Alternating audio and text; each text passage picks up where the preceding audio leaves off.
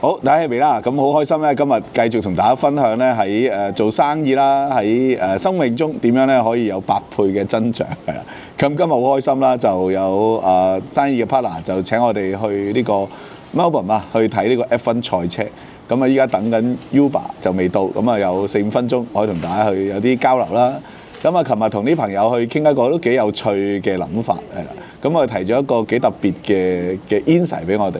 咁啊，呢排可能大家聽好多嘅信息都會提咗啊，其實咧我哋好中意咧去享受好多唔同嘅興奮嘅感覺，好爽嘅感覺，跟住我哋身體咧就會產生呢個叫咩啊？多巴胺，哇係好正係嘛？咁但係咧我又會睇到一樣嘢啊，喺創業當中咧，其實我哋係會好 enjoy 不斷嗰種好爽嘅感覺，產生多巴胺啦，定係另一樣嘢？原來當我哋好平穩咧，有幸福感嗰陣時咧，原來我哋會有好多血清素出現嘅喎。啊，咁呢啲叫做血清素多巴係咩咧？咁你可以上網自己揾翻。咁咩叫多巴胺嘅創業模式同埋充滿血清素嘅創業模式咧？其實背後就會諗緊嘅就係你 enjoy 你嘅創業係一刻好爽、好型、好爆啊，定係一種血清素嘅創業方式係一種好幸福感啊，比較長遠嘅，同埋不斷咧可以咧自我去提升嘅一種嘅模式咧。咁呢兩個都係一個幾特別，我哋會睇到唔同朋友或者唔同做生意人咧，佢哋追求嘅方向有啲唔同嘅。咁好似一啲我哋講緊好爆好爽嘅創業模式，咁永遠嘅狀態就係乜嘢啊？可能你不斷去 up and down 啦，好短時間俾你賺到好多嘅錢，咁但係因為喺成個嘅計劃上面或者個配套上面唔完整啦，咁你又要面對好多唔同嘅樽頸啦。跟住又要不斷去再突破啦，咁呢一種嘅模式咧，其實都係一個創業者必經嘅階段，我自己覺得係啦。咁喺呢個階段嘅，你會攞到嘅就係啱啱嗰種好爽嘅感覺啦，好有成功感嘅感覺啦，令到你不斷去重複去 enjoy 啦，係。咁但係咧呢一種嘅痛苦位就會係你會好攰嘅，係啦，你會冇咗嗰種咧好平安或者好被我哋叫做好穩妥嘅感覺咧。可以迎接你下一個階段嘅，咁所以不斷思考啦。當開始你享受創業嗰陣時，可以激發到呢啲你自己嘅多巴胺嘅，咁點樣由一個多巴胺嘅創業模式，去慢慢去提升你嘅血清素咧？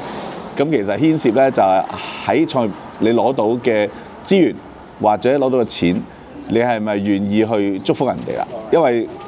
琴日嘅朋友同我哋講嘅點樣會產生血清素啊？就係當你喺成個過程當中咧，你會感受到係會識得感恩嘅。你個感受上面咧，你會有一啲嘅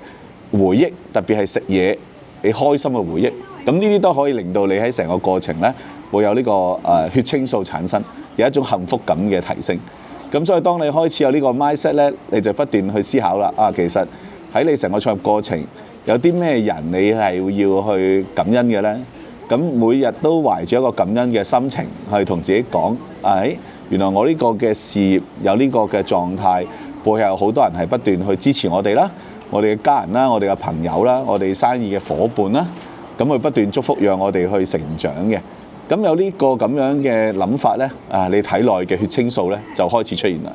咁當你揾到錢咯，有資源咯，咁會唔會去同你嗰班嘅朋友一齊去 celebrate 去慶祝咧？去食下飯啊，去買禮物送俾大家。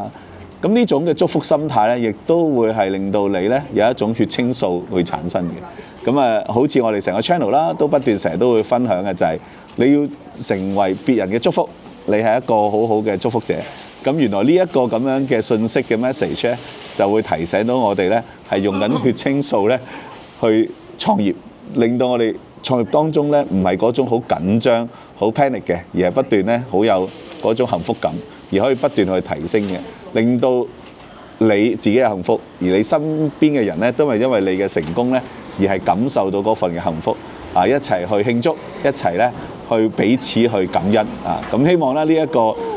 比較抽象啲嘅分享，亦都俾你多一個概念，俾個動力俾自己點解我會要多啲祝福我哋身邊嘅人呢？因為呢一個呢，都係一個持續俾你去堅持喺創業呢份路呢，有一個唔同嘅方向體會。OK， 好，希望都可以喺5分鐘分享，讓你有個特別嘅 insight。咁啊，記住 like subscribe channel。咁啊，車到啦，所以講唔到咁多啦。好，拜拜。